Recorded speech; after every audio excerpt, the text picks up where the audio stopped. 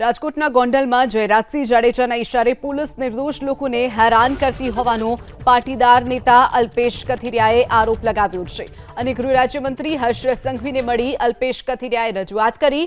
ગોંડલના પ્રવાસ દરમિયાન કથિરિયાનો સાથ આપનાર વ્યક્તિઓ પર પોલીસે ખોટી રીતે કાર્યવાહી કરી હોવાનો આરોપ કથિરિયાએ લગાવ્યો છે। આ બંને બાબતે ગૃહ રાજ્યમંત્રીએ યોગ્ય નિરાકરણની ખાતરી આપી હોવાનો પણ તેમણે દાવો કર્યો। તો અલ્પેશ કથિરિયાએ દાવો કર્યો કે ખોટી રીતે ગોંડલમાં જે લોકો તેમને સાથ આપ્યો હતો તેને હેરાન કરવામાં આવી રહ્યા છે। પોલીસ પણ તેમને હેરાન કરી રહી હોવાનો અલ્પેશ કથિરિયાએ આરોપ લગાવ્યો છે।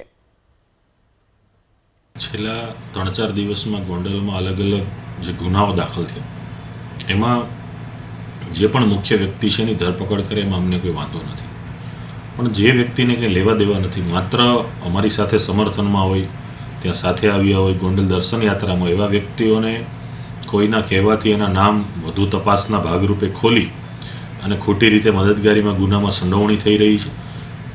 આ સખત બાબતની જે વાંધાઓ અમને છે, પોલીસની જે કામગીરી છે, પોલીસ જે એસોલ્ટ કરી રહી છે, આવા વ્યક્તિઓને શારીરિક, માનસિક રીતે, આર્થિક રીતે, ધંધાકીય રીતે તોડવાનું જે પોલીસ કામગીરી કરી રહી છે એની વિગતવાર રિપોર્ટ સાથેની વાત અમે ગૃહ રાજ્યમંત્રીશ્રીને કરી છે અને આ બાબતે અમને સંપૂર્ણપણે આશા છે કે આવનારા દિવસોમાં ખાખીની આડમાં, વર્દીની આડમાં જે વ્યક્તિઓએ આવા કૃત્ય કર્યા છે એ તમામ લોકોને એનું ફળ ભોગવવું પડશે।